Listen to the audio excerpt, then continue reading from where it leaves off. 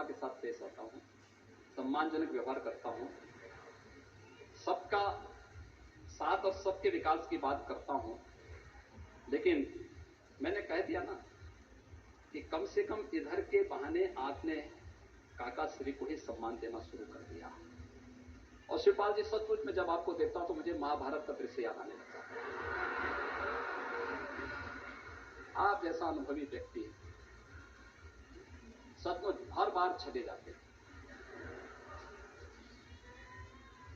बार बार अपमानित होते हैं। आपके अनुभव, आपके संघर्षों का लाभ समाजवादी पार्टी को नहीं देना चाहिए।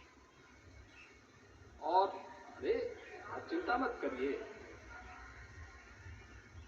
देखिए हम उनका सम्मान करते हैं, वो हमारे वरिष्ठ सदस्य हैं और उनको जो है ये सम्मान मिलना भी चाहिए। क्यों नहीं, मैं जैसे आपसे मिलता हूं वैसे मैं उनसे मिलता हूं, और क्यों नहीं मिलेंगे। हाँ, क्यों नहीं, बार बार मिलते हैं, बार बार मिलते हैं।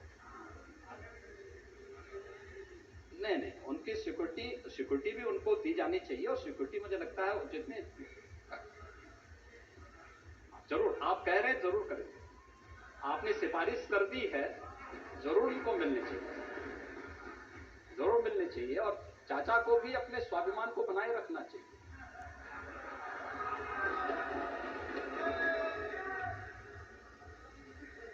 महोदय, लेकिन मैं एक बात जानना चाहता हूँ,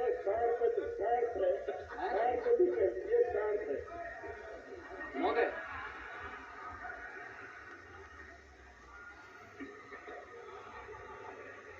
एक और प्रकरण जो इन्होंने इस दौरान उठाया, जब पूरी दुनिया, पूरा देश यूपी के अंदर आया था,